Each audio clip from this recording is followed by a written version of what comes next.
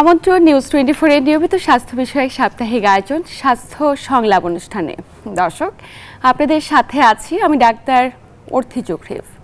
ব্যস্ততম দূষিত এই নগরীতে অনিয়মতান্ত্রিক জীবনযাপন, অতিরিক্ত ফাস্টফুড গ্রহণ সহ অতিরিক্ত শারীরিক ওজন, নিঃসন্দেহে এই অত্যাধুনিক জীবনশৈলী প্রত্যক্ষ কিংবা পরোক্ষভাবে কিডনি বিকল হবার জন্য অনেকাংশেই দায়ী।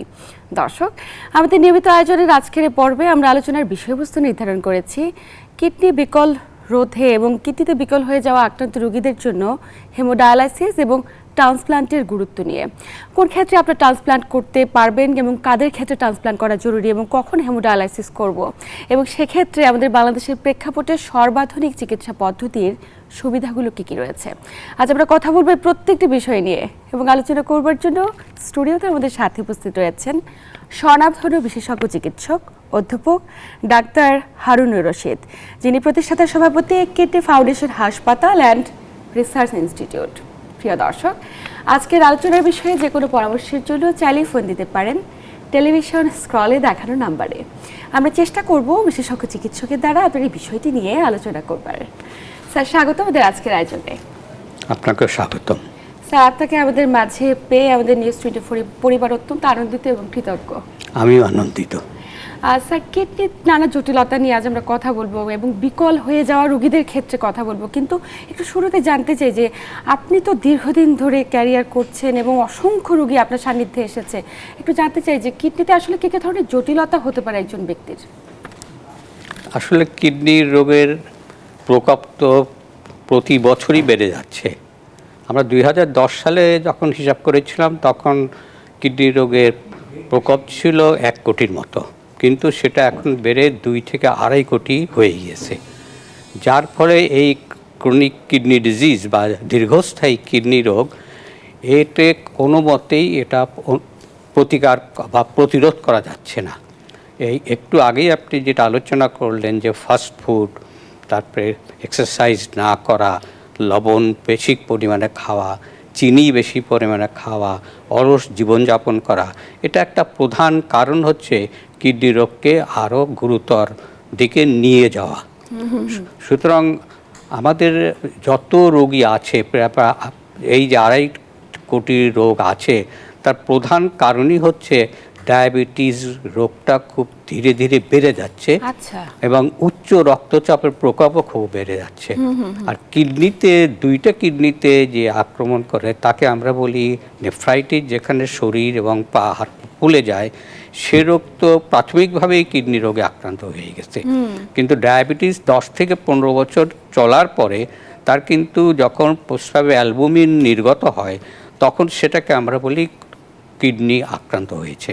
ঠিক তেমনি উচ্চ রক্তচাপ যদি আপনি 120/80 উপরে থাকে এবং 140/90 মধ্যে চলে যায়, তখন যদি আপনি ওষুধ ঠিক মতো নিয়ম মতো না পারেন, না খান, তাহলে কিন্তু আপনার কিডনির জটিলতা আস্তে আস্তে বেড়েই যেতে থাকবে এবং আলটিমেটলি আমরা যেটাকে বলি কিডনি ফেইলর হয়ে যায়।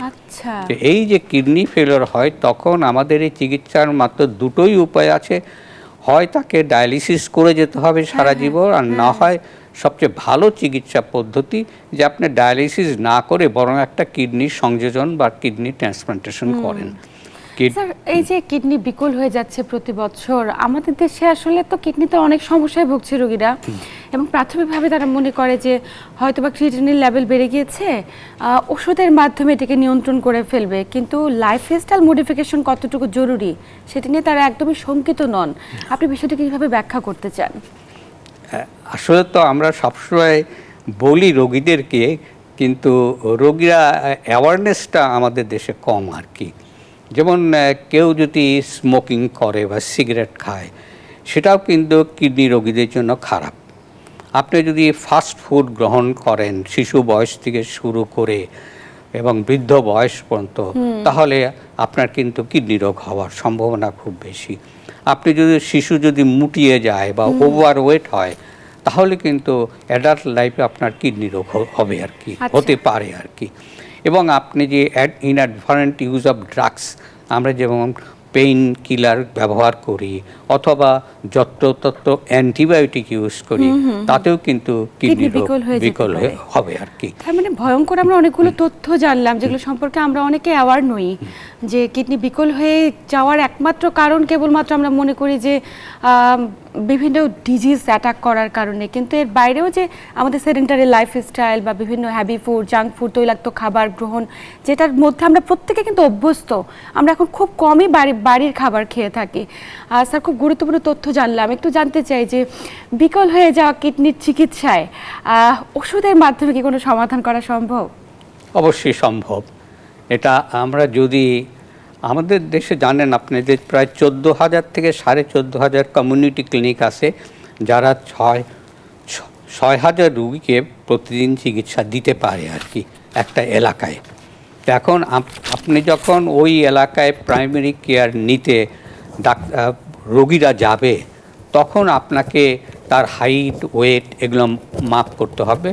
মেপে দেখবেন, তার ব্লাড প্রেশারটা চেক করবেন এবং খুব সিম্পল গ্লুকোমিটার যেটা পাওয়া যায় সেইটা দিয়ে আপনি কিন্তু এই আঙ্গুলের মধ্যে রক্ত বের করে সেইটা দিয়ে কিন্তু ব্লাড সুগার করতে পারেন। এছাড়া আপনি তার এই যে ব্লাড প্রেশারটা দেখা হলো, ব্লাড সুগারটা দেখা গেল, এবং তখন তার ইউরিনটা সাধারণ একটা অ্যালবুস্টিক্স বা ল্যাবস যেটাকে বলি মাল্টিস্টিক্স, সেইটা যদি ইউরিনে 1 মিনিট দিয়ে তুলে ধরেন তাহলে তার রঙগুলো চেঞ্জ হয়ে যায়। এই রং চেঞ্জ হয়ে গেলে তার অ্যালবুমিন 1+ হলে বুঝতে পারবেন, 2+ হলে, 3+ হলে বুঝতে পারবেন। ঠিক তেমনি ব্লাড, প্রস্রাবে যদি রক্ত যায় সেটা বুঝতে পারবেন, ব্লাড সুগার বেশি হলে সেটা বুঝতে পারবেন। কিন্তু এর খরচ মাত্র প্রায় আমি মনে করি 10 টাকায় আপনি অ্যালবুমিন দেখা যায়, 50 টাকা হলে 3টা দেখতে পারবেন। আর ব্লাড প্রেশারটাও সেই যেখানে কমিউনিটি ক্লিনিকে যারা কাজ করে তারা কিন্তু ব্লাড প্রেশার দেখতে পারে। এইগুলো করে সে কিন্তু ডিটেক্ট করতে পারবে 3টা রোগ। একটা হচ্ছে কিডনি রোগ, আর একটা হচ্ছে ডায়াবেটিস রোগ, আর একটা হচ্ছে উচ্চ রক্তচাপ রোগ। এই ডায়াবেটিস, উচ্চ রক্তচাপ যদি আপনি ডিটেক্ট করেন তখন আপনি কিডনি রোগ তো আরও ডিটেক্ট করতে পারলেনই। এই 3টে মিলে আপনি প্রাথমিক পর্যায়ে যখন দেখবেন যে তার ব্লাড প্রেশার বেশি, তাকে ব্লাড প্রেশার ওষুধটা দিবেন। আপনার যদি ব্লাড সুগার বেশি, তখন তাকে আপনার ডায়াবেটিসের ট্যাবলেটটা দিবেন। এবং আপনার যখন ইউরিন অ্যালবুমিন যায়, ইউরিন অ্যালবুমিন চেক করার জন্য কিন্তু ওষুধ বেরিয়ে গেছে, সেই ওষুধ দিবেন। তখন ওরা যাবে কি পরবর্তী পর্যায়ে উপজেলা হেলথ কমপ্লেক্সে যাবে। উপজেলা হেলথ কমপ্লেক্সে সেখানে ডাক্তার থাকে, সে তখন করবে কি, সে এই জিনিসগুলো আবার পরীক্ষা নিরীক্ষা করবে, করে সে তখন রক্তের ক্রিয়েটিনিন, যেটাকে বলে সবচেয়ে গুরুত্বপূর্ণ টেস্ট কিডনি রোগ ধরার জন্য। এখন আমরা বলি যে আপনার রক্তের ক্রিয়েটিনিন যদি 1.2 মিলিগ্রাম থাকে সেটা ফিমেলের জন্য নর্মাল, 1.3 মিলিগ্রাম থাকলে সেটা পুরুষের জন্য নর্মাল। তাহলে এইটাও আপনি বুঝতে পারছেন যে তার কিডনিটা নর্মাল আছে না কিডনিটা বেড়ে গেছে। যদি তার কিডনিটা বেড়ে যায় তখন আপনাকে একটু সতর্কমূলক চিকিৎসা করতে হবে। এবং যদি আপনি সেটার জন্য আবার অনেকেই সেই ওখানে যদি ওরা উপজেলা হেলথ কমপ্লেক্সে এটা ভালো মতো চিকিৎসা দিতে না পারে, সে তখন রিফার করতে পারে ডিস্ট্রিক্ট হসপিটালে অথবা স্পেশালিস্টদের কাছে করতে পারে। কিন্তু তাৎক্ষণিকভাবে করা দরকার নাই, প্রাইমারি চিকিৎসা সেও কিন্তু দিতে পারবে। কিন্তু সেখানে একটা ভালো ল্যাবরেটরি থাকতে হবে যেখানে সে ইউরিয়া, ক্রিয়েটিনিন এগুলো পরীক্ষা করতে পারে, ইউরিনটা টেস্ট করতে পারে, ব্লাডের হিমোগ্লোবিনটা দেখতে পারে। তাহলে কিন্তু এইটা যদি করা যায় তাহলে আমরা প্রতি বছর প্রায় 14 লাখ বা 15 লাখ রোগীকে চিকিৎসা দেওয়া সম্ভব আর কি। এবং এইটা যদি আপনি প্রতি মাসে বছরের পর বছর করেন তাহলে এই একটা প্রধান কাজ হবে যে 3টে রোগকে আপনি একসঙ্গে ডায়াগনোস করতে পারছেন খুব কম খরচে। আমরা সেই জন্যই সরকারকে বলি যে আপনার কমিউনিটি ক্লিনিকগুলোকে যদি অ্যাক্টিভেট করা যায় তাহলে কিন্তু 50% কিডনি রোগী, হার্টের রোগী এবং হাই প্রেশারের রোগী, ডায়াবেটিস রোগী প্রিভেন্ট করতে পারবেন একেবারে গোড়ায় যখন তার এটা ডিটেক্ট করা গেল। তো এইভাবে যদি না হয় তার ফলে হয় কি, একবার যদি ক্রিয়েটিনিন বাড়তে থাকে তখন কিন্তু ওই বাড়তেই থাকে। আমরা সেটা কমানোটা অনেক কঠিন হয়ে যায়। তখন রোগীদেরকে আমরা বলি যে তোমার প্রোটিন রেস্ট্রিকশন করো, মানে আমিষ জাতীয় খাবার কম খাও। আর এখন নতুন যে আমাদের সারা পৃথিবীতে চালু হয়েছে যে তুমি অ্যানিম্যাল প্রোটিন না খেয়ে প্ল্যান্টের প্রোটিন খাও। অ্যানিম্যাল প্রোটিন হার্মফুল আর কি, যাতে কোলেস্ট্রল বেড়ে যায়, তাতে অন্যান্য ব্লাড প্রেশার বেড়ে যায়। কিন্তু যখন প্ল্যান্ট প্রোটিন খাবেন, গাছগাছড়ার প্রোটিন, যেমন আমরা বলি সবজি খেতে, আপনার সকল জাতীয় সবজি কিন্তু কিডনি রোগীদের জন্য খুবই বেশি উপকারী।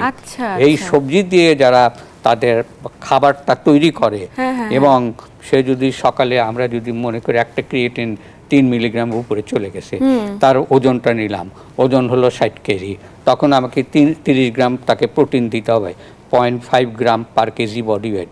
তাহলে তখন যদি আমি বলি তুমি সকালে 2টা সাদা আটা বা ময়দার রুটি খাবে, গমের রুটি না, গমের রুটে ফসফেট বেশি থাকে, এবং এর সঙ্গে তুমি একটা ডিম খেতে পারবে, সেখানে তুমি 6 থেকে 6 গ্রামের মতো প্রোটিন পাবে।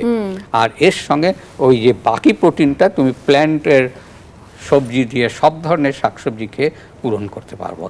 এবং যদি তোমার মাছ বা মাংস খেতে হয়, তুমি মাছটা চয়েস করবা, 1 টুকরো মাছ বা 1 চটাক মাছ তুমি সপ্তাহে 2 দিন 3 দিন খেতে পারো, যদি তোমার ক্রিয়েটিন কম থাকে। আর যদি বেশি থাকে তুমি তাহলে ওই মাছটা প্রোটিনটাও আরও কম খেতে হবে। এইভাবে চলতে গেলে আমার মনে হয় যে 8-10 বছর আরও বেশি তার লাইফ এক্সটেন্ড করা যায়।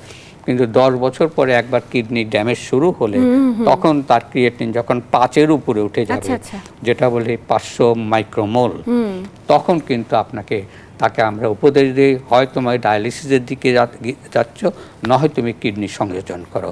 কিডনি সংযোজন করা খুবই সহজ, এবং এটা এমন একটা পদ্ধতি যে পদ্ধতিতে আপনার একটা ডায়ালিসিস রোগীকে যদি আপনি 5 বছর লাইফ এক্সটেন্ড করে দিতে পারেন, 5 থেকে 10 বছর, কিন্তু একটা ট্রান্সপ্ল্যান্ট রোগী বা কিডনি সংযোজন রোগীকে আপনি 10 থেকে 15 থেকে 20 থেকে 30 বছর পর্যন্ত লাইফ এক্সটেন্ড করে দিতে পারেন লাইফ রিলেটেড কিডনি ট্রান্সপ্ল্যান্ট করে। এছাড়া যাদের লাইফ রিলেটেড কোনো ডোনার নাই, বা যারা কিডনি দান করবে নাই, আত্মীয়র মধ্যে কিডনি ডোনার হতে হয়, অনাত্মীয় দিয়ে কিডনি ডোনার করা যায় না। অনাত্মীয় একটা জায়গায় করা যায়, যে হাজব্যান্ড ওয়াইফ হাজব্যান্ড, তারা অনাত্মীয় হলেও অর্গান এক লটে। ডোনেশন, এটা সম্পর্কে অনেকের অনেক কোয়ারিজ রয়েছে, অনেক তথ্য জানতে চায়। কিন্তু স্যার আপনি তো বলছিলেন যে যদি ক্রিয়েটিনিন লেভেলটা 5-এর উপরে চলে যায়, সেক্ষেত্রে কিডনি একটু করে ড্যামেজ হওয়া শুরু করে বা নষ্ট হতে থাকে। একটু জানতে চাই, যখন ক্রিয়েটিনিনটা 5-এর উপরে চলে যায়, রোগীরা তো অনেক বেশি হতাশ হয়ে পড়ে, আপনাদের শরণাপন্ন হয় এবং তাৎক্ষণিকভাবে মনে করে যে কিভাবে সুস্থ হবে, একটু কিভাবে ক্রিয়েটিনিনটাকে ভালো রাখা যায়। তখন আসলে চিকিৎসা পদ্ধতির ধরনগুলো কি হয়, কোন অপশনের মাধ্যমে চিকিৎসা করে? তখন ওই 2টা অপশনের মধ্যে one of the best option, যেটা বলি যে সবচেয়ে সাকসেসফুল ট্রিটমেন্ট এই 20th সেঞ্চুরিতে, সেটা হচ্ছে কিডনি সংযোজন করা।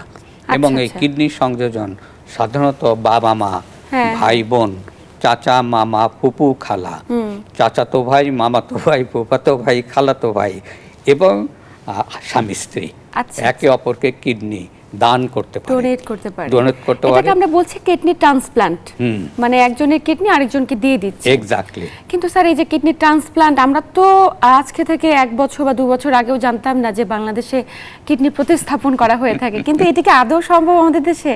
বাংলাদেশে প্রথম কিডনি ট্রান্সপ্ল্যান্ট হয় 1981 সনে। আচ্ছা, অক্টোবরের মাসে। তখন রেডিও বাংলাদেশের একটা কর্মকর্তার কিডনি ফেলিওর হয়েছিল, এবং তার বোন এগিয়ে এসেছিল তাকে কিডনি দান করতে। সে সময় আমাদের প্রয়াত জাতীয় অধ্যাপক নুরুল ইসলাম সাহেব ছিলেন ডাইরেক্টর কিডনি, এখন বাংলাদেশ মেডিকেল ইউনিভার্সিটিতে। তখন ওটাকে আমরা বলতাম IPGMR, পিজি হসপিটাল। আমি তখন কেবল এসে জয়েন করেছি আছি as an associate professor kidney ডিপার্টমেন্টে। তখন আমি ওইটা অ্যারেঞ্জ করেছিলাম আর কি, করে তখন আমাদের 4 জন যে সার্জন, তারা এটা ট্রান্সপ্ল্যান্ট করেছিল, and that was the first transplant. এবং সে বেঁচে ছিল, তখনই বেঁচে ছিল, 8 সপ্তাহের মতো, 2 মাসের মতো বেঁচে ছিল, কিন্তু পরে নিউমোনিয়া হয়ে কিডনি রিসিপিয়েন্টটা মারা যায়। That was the first successful. The second transplant আমরা সেটা করেছিলাম CMH-এ, যেহেতু আমাদের ওটি তখনও অত সুন্দর হয়নি। সেখানে 1 বছর 9 মাস 1 বছর পর্যন্ত বেঁচে ছিল।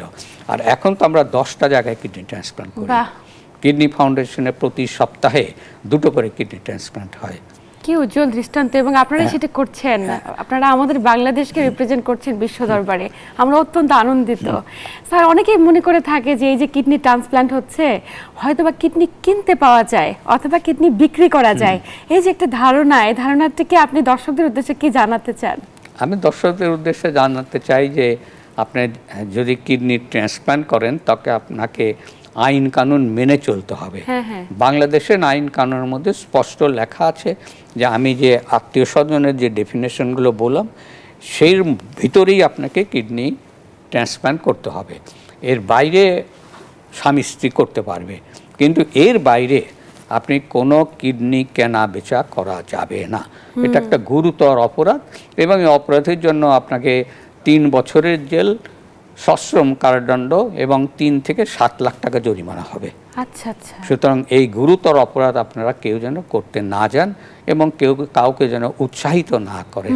এবং আমি রোগীদেরকেও বলবো যে আপনারা কখনোই চেষ্টা করবেন না যে আপনি আত্মীয় স্বজনের বাইরে কিডনি কেনা বেচা করা, বরং আপনি ওয়েট করেন। আমরা এখন শুরু করেছি মৃত ব্যক্তির কিডনি ট্রান্সপ্লান্ট করার জন্য। মৃত ব্যক্তির আইসিইউতে যদি মৃত ব্যক্তি কোনো কারণে মৃত্যুবরণ করে, শত চেষ্টার পরেও তাকে জীবন দেওয়া যাচ্ছে না, এবং তার আত্মীয় স্বজন যদি অ্যাগ্রি করে আমার ছেলে বা আমার বাবা বা আমার মা তো মারাই যাচ্ছে, সুতরাং আমি আমার কিডনি বা লিভার বা লাংস বা অন্যান্য অর্গানগুলো দান করে দিতে চাই, কিন্তু সেই দানের যেটাকে বলে ওটাকে বলে মরণোত্তর কিডনি দান। স্যার, মরণোত্তর কিডনি দান আমাদের দেশে নিশ্চয়ই হয়েছে, একটা এক্সাম্পল আমরা বলতে পারি। 2023 সালে 2টো হয়েছে এবং 2024 সালে আরও 2টো হয়েছে। আমরা 2টো করেছি কিডনি ফাউন্ডেশন হসপিটালে, এবং বাংলাদেশ মেডিকেল ইউনিভার্সিটি তারা করেছে দুইটা। তার সঙ্গে তারা কর্নিয়া ট্রান্সপ্লান্ট করেছে। বাংলাদেশে কর্নিয়া ট্রান্সপ্লান্ট খুব ভালো মতো চলে। বাংলাদেশে বোন ম্যারো ট্রান্সপ্লান্ট করা হয়, এবং বাংলাদেশে এখন যেটা হচ্ছে সেটা কিডনি ট্রান্সপ্লান্ট খুব ভালো চলছে, লিভার ট্রান্সপ্লান্টও হচ্ছে আর কি। মানে আমরা অনেক কিছু দিক দিয়ে চিকিৎসা ব্যবস্থায় এগিয়ে গিয়েছি। স্যার, কিডনি ট্রান্সপ্লান্ট যে হলো মরণোত্তর ব্যক্তির, পরবর্তীতে যে রোগীটির ট্রান্সপ্লান্ট করার পরে সুস্থতার মাত্রা কিরকম, তিনি কতটুকু ভালো রয়েছেন? আমাদের ইয়েতে তার তো 1 বছর, 2 বছর এবং 3 বছর তারা ভালো সুস্থ স্বাভাবিক করতে পারে। কিন্তু এটা যখন আমরা বারে বারে করতে থাকব তখন কিন্তু দেখবেন যে এর পরিধি 10 বছর 15 বছর পর্যন্ত হয়ে যাবে আর কি। যেরকম লাইভ রিলেটেড ট্রান্সপ্লান্ট এখন 25 বছর 30 বছর পর্যন্ত করা যায়। সুতরাং আমাদের লাইভ রিলেটেড কিডনি, আত্মীয় স্বজনের কিডনি, আপনি প্রথম 1 বছর প্রায় 95% রোগী ভালো থাকে। তারপরে 5 বছরে ভালো থাকে 75%, 10 বছরে ভালো থাকে 70%, এবং 15 বছরে ভালো থাকে 50%, 20 বছরে ভালো থাকে, এটারও আমাদের স্ট্যাটিস্টিক্স আছে, আরও 25%। বাবা, খুবই চমৎকার স্যার। কিডনি ট্রান্সপ্লান্ট সম্পর্কে এত তথ্য দিচ্ছেন, এত গুরুত্বপূর্ণ তথ্য, অনেক কিছু জানার বাকি রয়ে গেল, জানবো বিস্তারিত, তবে সময় আছে একটা ছোট্ট বিরতি নেবার। প্রিয় দর্শক, নিউজ 24 এর নিয়মিত স্বাস্থ্য বিষয়ক সাপ্তাহিক আয়োজন স্বাস্থ্য সংযোগ অনুষ্ঠান থেকে নিচ্ছি ছোট্ট একটি বিরতি, সাথেই থাকুন।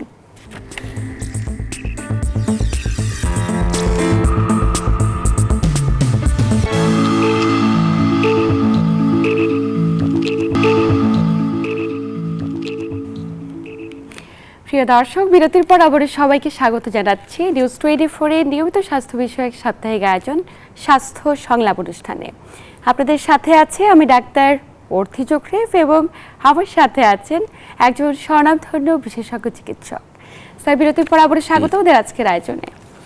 বিরতির আগে স্যার কথা বলছিলাম যে যারা কিডনি ট্রান্সপ্লান্ট করছে তাদের ক্ষেত্রে তো বিভিন্ন ধরনের প্রতিবন্ধকতা থাকে, চাইলে তো সবাই করতে পারে না, কিন্তু যারা পরিবারের সদস্য যেমন ব্লাড রিলেটেড তাদের কথা আপনি বলছিলেন, কিন্তু তাদের মধ্যে অনেকেই শঙ্কিত হয়ে যান, মনে করেন যে তারা কতটুকু সুস্থ স্বাভাবিক জীবন যাপন করতে পারবে বা কী কী ধরনের প্রতিবন্ধকতা হতে পারবে, একটু জানতে চাই এই বিষয়ে।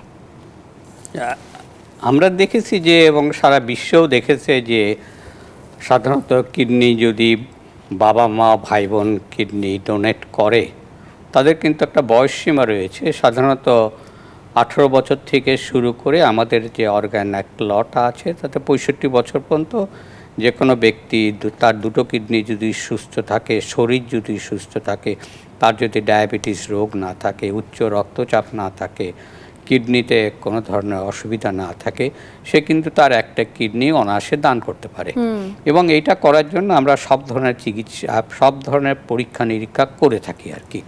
করে থেকে যখন দেখি যে তার দুটো কিডনি প্রায় 100 ভাগ ভালো আছে, সে সময় তো আমি তাদের পরিবারকে বলি যে আপনার ছেলের কিডনি বা আপনার বাবা মায়ের কিডনি ছেলেকে বা অন্য কাউকে, অন্য আত্মীয় স্বজনকেও আপনি দিতে পারবেন। তখন অনেক সময় তারা জিজ্ঞেস করে যে আমার তো মাত্র 2-3টাই ছেলে, তাদেরকে আমি কিডনি কিভাবে নেই। আমি বললাম যে আল্লাহ তাআলা দুটো কিডনি মানুষকে তৈরি করে দিয়েছেন তার একটা কিডনি ডোনেট করার জন্যই। এবং বহু পরীক্ষা নিরীক্ষা পৃথিবীতে হয়েছে, এবং এটা দেখা গেছে যে আপনি যখন একটা কিডনি দান করেন এবং তার একটা কিডনি থেকে যায়, এবং আমরা কিডনি ঢাকাতেও যে সমস্ত কিডনি ডোনার তাদের কিন্তু আমরা প্রতি বছর পরীক্ষা করি। প্রতি বছর তার কিডনি ফাংশন দেখি, লিভার ফাংশন দেখি, স্বাস্থ্যগত দিকটা দেখি, সব দেখি।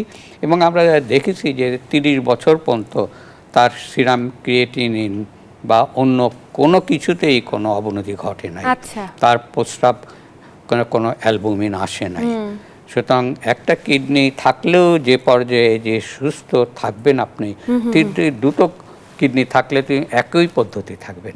আমি সাধারণত বলে থাকি যে আপনার যদি এস্টিমেটেড গ্লোমেরুলার ফিল্ট্রেশন রেট, যেটাকে আমরা ইলেকট্রনিকভাবে করি আর কি, জিএফআর যেটা বলি, মানে কিডনি এক্সাক্ট ফাংশন কত, সেটা যদি তার 120 জিএফআর থাকে, ওই একটা কিডনি নিয়ে ওই 120 জিএফআরই থাকবে। বাহ, কি চমৎকার তথ্য। হ্যাঁ, তারপরে আপনি জানেন যে নর্মাল দুটো কিডনি থাকলেও 40 বছরের পর 60 বছর হওয়ার সঙ্গে সঙ্গে আপনার 1% করে কিডনি কিন্তু এমনি ডিক্রিজ করে যায় স্বাভাবিক পর্যায়ে। এই স্বাভাবিক পর্যায়ে যে ডিক্রিজ করে, সেই স্বাভাবিক পর্যায়ে সব মানুষই কিন্তু এটা থাকতে হবে আর কি। মানে age related kidney function, age related liver function, এটা সব পৃথিবীর সবাইকেই ভোগ করতে হবে। তো সেইটা ছাড়া আপনার কোনো মতেই 99% ক্ষেত্রে তাদের এটা হয় না। আচ্ছা, তার মানে চাইলে পরিবারের কোনো সদস্য কিডনি ডোনেট করতে পারে যদি তার সঙ্গে ম্যাচ করে।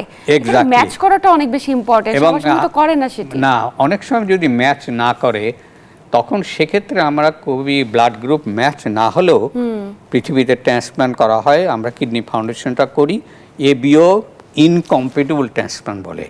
তার ব্লাড গ্রুপ মিল নাই, কিন্তু তার টিস্যুতে মিল আছে, সুতরাং তাকেও ট্রান্সপ্লান্ট করা যাবে।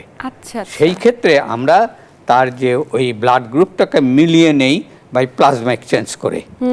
প্লাজমা এক্সচেঞ্জ করার মাধ্যমে তার শরীরের ওই যে ব্লাড গ্রুপের যে অ্যান্টিবডিগুলো ওটা ধুয়ে মুছে চলে যায়, এবং তাকে যদি ট্রান্সপ্লান্ট করা হয়, সে ওই লাইফ রিলেটেড ট্রান্সপ্লান্টের মতোই ওই পর্যন্তই ভালো থাকবে আর কি। এখন আমাদের হসপিটালে একটা এবিও ইনকম্প্যাটিবল ট্রান্সপ্লান্ট হয়েছে, আমাদের প্রায় 16-17টা ট্রান্সপ্লান্ট হয়ে গেছে এবং তারা সুস্থ স্বাভাবিক জীবন ওই লাইফ রিলেটেড যেরকম সুস্থ, এবিও ইনকম্প্যাটিবল সেরকম সুস্থ। বাহ স্যার, এই যে অনেকে ট্রান্সপ্লান্ট করতে একটু শঙ্কিত থাকেন, ভীতগ্রস্ত থাকেন, এবং অনেকে মনে করেন যে আমার তো ট্রান্সপ্লান্ট হয়ে গিয়েছে, এখন আমি সুস্থ স্বাভাবিক, আর পরবর্তীতে চিকিৎসকের কাছে যান না, ফলো আপও করেন না। পরবর্তীতে আসলে একজন কিডনি ট্রান্সপ্লান্ট ব্যক্তির নিয়মিত ফলো আপ করাটা কতটুকু জরুরি? আসলে আমরা রোগীদেরকে ডিসচার্জ করার আগে বলে থাকি যে আপনি কিন্তু যে ওষুধগুলো খাবেন সেটা কিন্তু সারা জীবন খেতে হবে, এবং আপনাকে ফলো আপ করতে হবে। প্রথম আপনি ট্রান্সপ্লান্ট করার 1 মাস প্রতি সপ্তাহে, 1 মাস থেকে 6 মাস আপনি প্রতি 3 থেকে 4 সপ্তাহ পর পর, আর 6 মাস থেকে 1 বছর 5 বছর পর্যন্ত মাসে 1 থেকে 2 বার, একবার। আর 1 বছর পরে আপনি 3 মাস পর আসতে হবে, কিন্তু আসতে হবে লাইফ লং।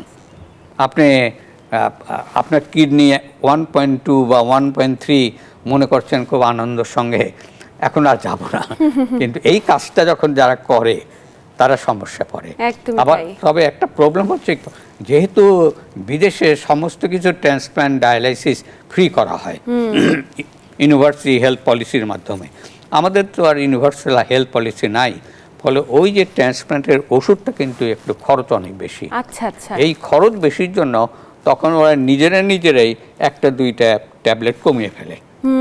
এই একটা দুইটা ট্যাবলেট কমিয়ে ফেলার ফলে তার এই জটিলতার ক্রিয়েটিনটা পরিমাণ বাড়তে থাকে। তখন আমরা বলি যে দেখেন আপনি নিজে কমাবেন না, আমাদেরকে টেলিফোন করেন, আমরা আপনাদেরকে সহায়তা করে কোন ওষুধটা কমাইতে হবে হ্যাঁ, এবং বা অল্টারনেটিভ কোনো মেডিসিন রয়েছে কিনা সেটা আমরা ব্যবস্থা আপনাদেরকে করে বলে দিব। যেমন আমরা ট্যাক্রোলিমাস ইউজ করি বা সাইক্লোস্পোরিন ইউজ করি, ওরা আমরা ব্লাড লেভেল দেখে ডোজটা কমাতে থাকি। আর মাইফোরেটিক মফিটিল আর একটা আছে, তার আর একটা পর্যায়ে যেটা অ্যাজাথায়োপ্রিন বলি, এটা অনেক সস্তা, কিন্তু মাইফোরেটিক অনেক দামি। তখন যে রোগীরা, দরিদ্র রোগীরা মাইফোরেটিক খেতে পারে না, তখন আমরা তাকে বলি তুমি তাহলে সস্তা দামে অ্যাজাথায়োপ্রিনটা খাও, সেটাও তোমার ভালো কাজ করবে, নিশ্চয়ই। কিন্তু বন্ধ করো না। একদমই তাই। স্যার, একজন দর্শক অপেক্ষায় আছে, ফোনটি নিয়ে ফিরবো জি আলোচনায়। জি। কে আছেন দর্শক? আপনার নাম বলে প্রশ্ন করুন। দর্শক, আপনি নিশ্চয়ই শুনছেন আমাদের। জি, আমার নাম আয়েশা। জি জি জি, কি সমস্যা বলুন? বয়স কত? 51 বছর পর জি, কি সমস্যা? আমার 1 বছর থেকে লক্ষ্য করতেছি আমার কিছু হচ্ছে না, খুব বারবার নিতে হচ্ছে। আচ্ছা, রক্ত বারবার নিতে হচ্ছে, সিরাম ক্রিয়েটিনিন কমানো করতেছে। দর্শক, আপনি কি আরেকবার বলবেন একটু কষ্ট করে, যে 1 বছর ধরে আপনার কি সমস্যা হচ্ছে? শুধু রক্ত চলে যাচ্ছে, প্রস্রাবের সাথে রক্ত বেরিয়ে আসছে, বিষয়টা এমন? হিমোগ্লোবিন কমে যাচ্ছে। ও আচ্ছা, হিমোগ্লোবিন হিমোগ্লোবিন কমে যাচ্ছে। এখন কত মাত্রায় রয়েছে? এখন আমার রক্ত নিচে, কিছুদিন আগে রক্ত, ব্লাড দেওয়ার পরে এখন রক্তের মাত্রা কত আপনি জানেন সেটি?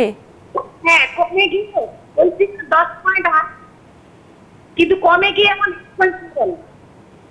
আচ্ছা, কমে এখন গিয়ে প্রশ্ন, এরই মাঝে আমি যখন আমার সিরিয়াল ক্রিয়েটিভিটি করতেছে, প্রথমে আসলে দর্শক, আমি একটু আমাদের নেটওয়ার্ক সংযোগ বিঘ্ন ঘটছে, আমি একটু আপনার কাছে ক্লিয়ার হতে চাচ্ছি যে আপনার এখন হিমোগ্লোবিনের মাত্রাটি নিশ্চয়ই 10-এর নিচে রয়েছে, এবং আপনি কি বলছেন যে ক্রিয়েটিনিনের মাত্রা ওঠানামা করছে এরকম? জি জি জি জি জি। আর রক্তের মাত্রা কত আছে এখন এবং ক্রিয়েটিনিন কত একটু জানাবেন? এখন ক্রিয়েটিভিটি 2.1, জি, আর হিমোগ্লোবিন কত? 8.7। জি, 8.7। এই মুহূর্তে আপনার আসলে কমপ্লিকেশন কি হচ্ছে বা কি সমস্যায় ভুগছেন? আমার প্রেসার কমে যাচ্ছে, বিপি কমে যাচ্ছে। জি জি, কমে যাচ্ছে, বারবার ব্লাড দিতে হচ্ছে। যে আপনার বিষয়টি নিয়ে আপনি অনেক বেশি শঙ্কিত, আমি বুঝতে পেরেছি। আপনার জন্য সহমর্মিতা, আমরা বিষয়টি নিয়ে আলোচনা করছি, আপনি সাথেই থাকুন স্যার। হ্যাঁ, আপনি যদি রক্ত 8 থাকে, এই 8 থাকার জন্য ঘাবড়ানোর কিছু নাই। আর রক্তের ক্রিয়েটিনিন যদি আপনার 2.5 থাকে, সেটাতেও এখন ঘাবড়ানোর কিছু আসে নাই। আপনি যদি খাবার দাবারগুলো পরিমিতভাবে গ্রহণ করেন, আমরা যেটা আলোচনা করেছি, আপনার যদি ওজন কত আমি জানি না, যদি 60 কেজি হয়, তাহলে আপনি সকালে 2টা ময়দার রুটি বা সাদা আটার রুটি, একটা ডিম এবং পেট ভরে সব ধরনের শাক সবজি খাবেন। দুপুরবেলা ভাতের সঙ্গে শাকসবজি, রাতের বেলাও ভাতের সঙ্গে শাকসবজি। আর হিমোগ্লোবিনটা বাড়ানোর জন্য আমরা সাধারণত আয়রন ট্যাবলেট দিয়ে থাকি। সেটাতে যদি হিমোগ্লোবিন আপনার না বাড়ে, তাহলে আমরা পরীক্ষা করে দেখতে হবে যে কেন হিমোগ্লোবিন বাড়ছে না। অনেক কারণ আছে হিমোগ্লোবিন না বাড়ার জন্য, এবং আপনি ইরিথ্রোপয়েটিন ইনজেকশন, যেটা একটু খরচ বেশি হয়, সেটা সপ্তাহে 1 দিন বা মাসে 2 বার করে দেওয়া যেতে পারে হিমোগ্লোবিনটা বাড়ানোর জন্য। তবে কিডনি অকেজো রোগীদের হিমোগ্লোবিন 10-এর বেশি কখনোই নেবেন না।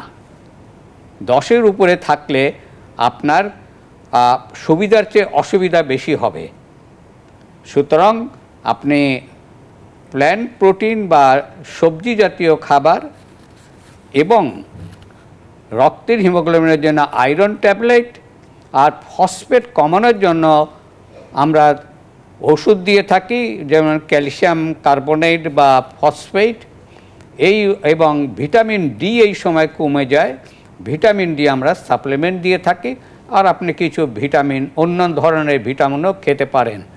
এইটা যদি করেন এবং আপনি প্রতি 2-3 মাস পর পর ইউরিয়া ক্রিয়েটিন হিমোগ্লোবিন টিসিডিসি করে যে কোনো কিডনি স্পেশালিস্টের কাছে গেলে আপনি অনেক দিন ভালো থাকবেন। সুতরাং সেই 6 বা 7 কখন আসবে সেটা দেখবেন যে এটা আস্তে আস্তে আপনার কিডনি রোগের কারণ যদি আমরা জানতে পারি তাহলে সেটা প্রিভেনশনের দিকে এগিয়ে যাবে। সুতরাং আপনার দুশ্চিন্তার এখনো কোনো কারণ আমি দেখছি না।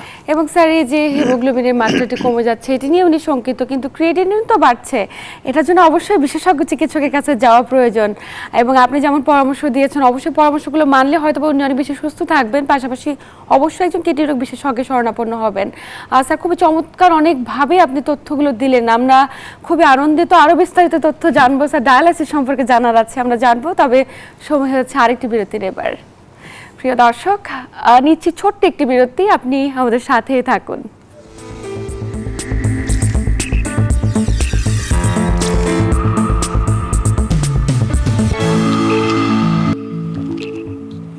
প্রিয় দর্শক, বিরতির পর আবার সবাইকে স্বাগত জানাচ্ছি নিউজ 24 এর নিয়মিত স্বাস্থ্য বিষয়ক সাপ্তাহিক আয়োজন স্বাস্থ্য সংলাপ অনুষ্ঠানে।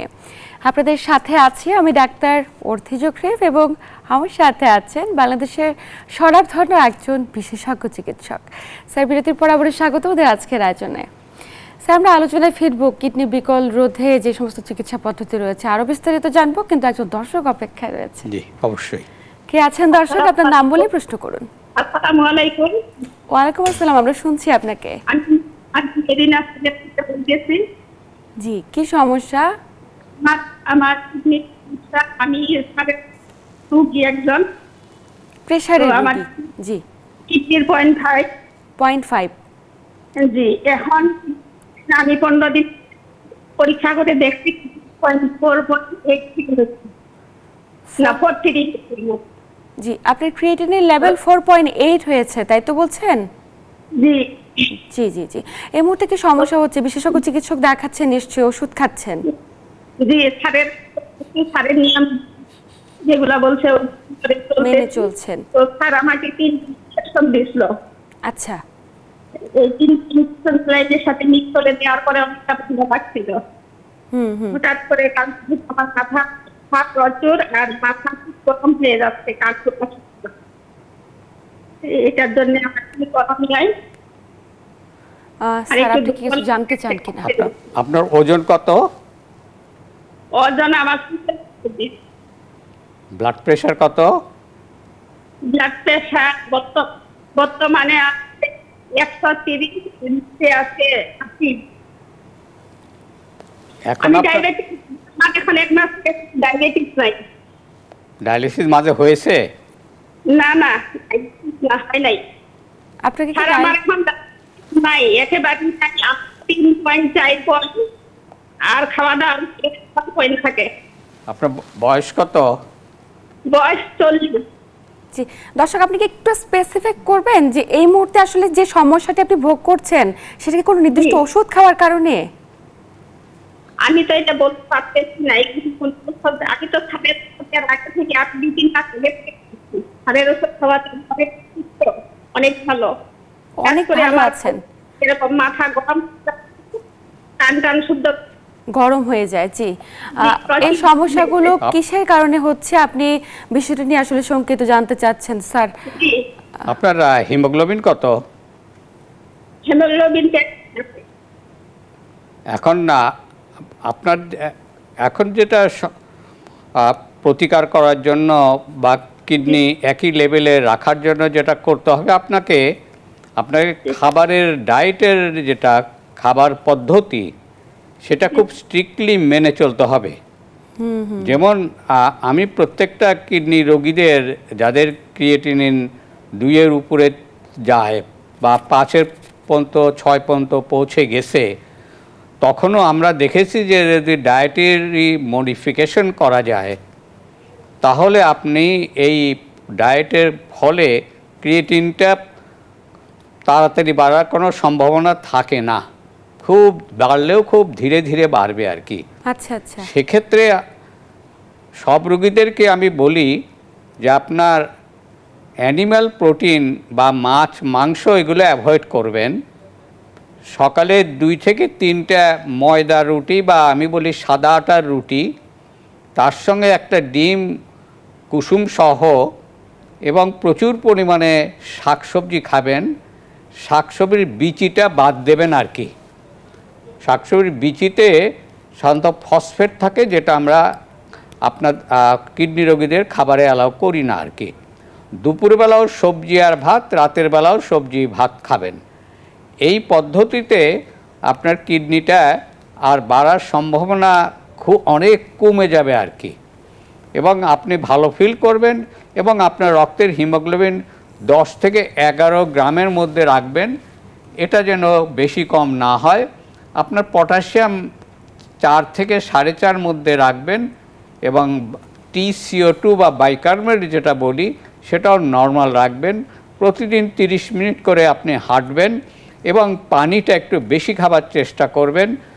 পর্যাপ্ত পানি যদি 2 লিটার প্রয়োজন হয়, গরম পড়েছে 2.5 লিটার খাওয়া যায়, সেটা ডিপেন্ড করবে আপনার পায়ে পানি আছে কিনা। যদি পায়ে পানি না থাকে বা শরীর ফুলে না থাকে, তাহলে আমি মনে করি যে আপনি পানি অনায়াসে 2 লিটার করে খাবেন। কোনো ডিহাইড্রেশন করা যাবে না, কিডনি চাই তাকে যেন একটু পানি দেওয়া হয়, এইটা খুব গুরুত্বপূর্ণ জিনিস।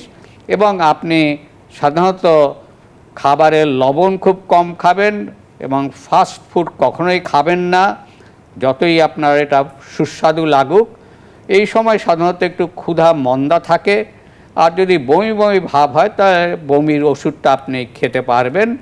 এবং ভবিষ্যতের জন্য আমি আপনাকে বলে রাখি, যখন ক্রিয়েটিনিন বাড়তে বাড়তে একসময় তো এমন পর্যায়ে আসবে যখন 90% কিডনি সম্পূর্ণ বিকল হয়ে যাবে, তখন আপনাকে কিডনি সংযোজন করার জন্য আমি পরামর্শ দেব ভবিষ্যতের জন্য। তখন আপনার ভাই বোন, বাবা মা, চাচা মামা, ফুপু খালা, এদের যাদের কোনো কিডনি রোগ নাই, উচ্চ রক্তচাপ নাই, ডায়াবেটিস নাই, তাদের একটা ডোনারকে দিয়ে আপনি ট্রান্সপ্লান্ট করলে আপনি সম্পূর্ণ সুস্থ হয়ে যাবেন, আর তখন কোনো সমস্যা হবে না। এমনকি আপনার হাজব্যান্ড যদি কিডনি দেয়, ব্লাড গ্রুপ মিল থাকুক বা না থাকুক, যদি টিস্যুটা মিল থাকে, HLA টিস্যু টাইপ বলি, তাহলেও আপনি কিডনি ট্রান্সপ্লান্ট করলে অনেক অনেক ভালো থাকবেন। নিশ্চয়ই। এবং স্যার খুব চমৎকারভাবে আপনি গুছিয়ে বলছিলেন প্রত্যেকটি কথা।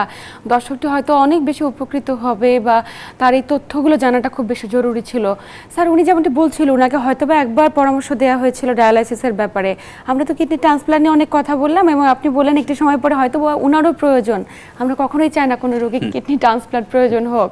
তাই অবশ্যই শুরুতেই যদি তিনি একটু সতর্কভাবে জীবনযাপন করে, একদম শেষ প্রান্তে আছি, একটু ছোট্ট করে জানবো ডায়ালাইসিস সম্পর্কে, এবং একটু ছোট্ট করে জানবো প্রিভেনশন সম্পর্কে। ইয়েস, ডায়ালিসিসটা সাধারণত 2 ধরনের ডায়ালিসিস হয়। একটা আপনি হসপিটালে এসে এসে ডায়ালিসিস করতে পারেন, আর একটা হচ্ছে পেটের ভিতরে যে পেরিটোনিয়াম মেমব্রেন আছে, সেই মেমব্রেনকে ইউজ করে ঘরে বসে ডায়ালিসিস করতে পারেন। সেটাকে আমরা বলি পেরিটোনিয়াল ডায়ালিসিস বা CAPD। তো এই দুটোর মধ্যে দুটোই খুব চমৎকার পদ্ধতি।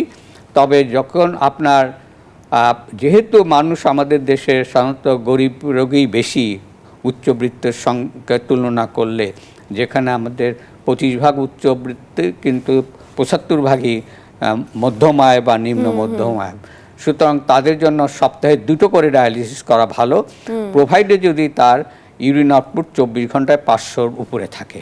একদমই। আর যদি 500-র নিচে থাকে, তাহলে আপনাকে শরীর সুস্থতা করার জন্য আপনি সপ্তাহে 3টা করে ডায়ালিসিস করবেন। এতে আপনি তখন ভালো ভালো খাবার খেতে পারবেন, প্রোটিন বেশি করে খেতে পারবেন, এবং আপনার অফিস আদালত থাকলে অফিস আদালতও যেতে পারবেন। স্বাভাবিকভাবে জীবনযাত্রার মান স্বাভাবিক রেখে চলাফেরা করতে হ্যাঁ, পারবেন। চলাফেরা করতে অনেকে ধরে পারবেন। নেয় যে হয়তোবা ডায়ালাইসিস করলে অস্বাভাবিক জীবনযাপন করতে না, পারবে না, না। এই ভ্রান্ত ধারণা এটা একেবারেই একদমই করা ভ্রান্ত উচিত ধারণা। নয়। একদম শেষ প্রান্তে স্যার এক লাইনে ছোট্ট করে শুনবো যে কিডনি বিকল রোধে আপনার পরামর্শ কি থাকবে? কিডনি বিকল রোধে যেটা আমরা প্রিভেনশনের কথা বলে থাকি, আমরা সবসময় বলি যে শিশুকাল থেকে বাবা মা যেন তার ছেলেদেরকে খাবারের নিয়ন্ত্রণ করেন, ফাস্ট ফুড পরিহার করেন, অতিরিক্ত লবণ খাওয়া বন্ধ করতে হবে।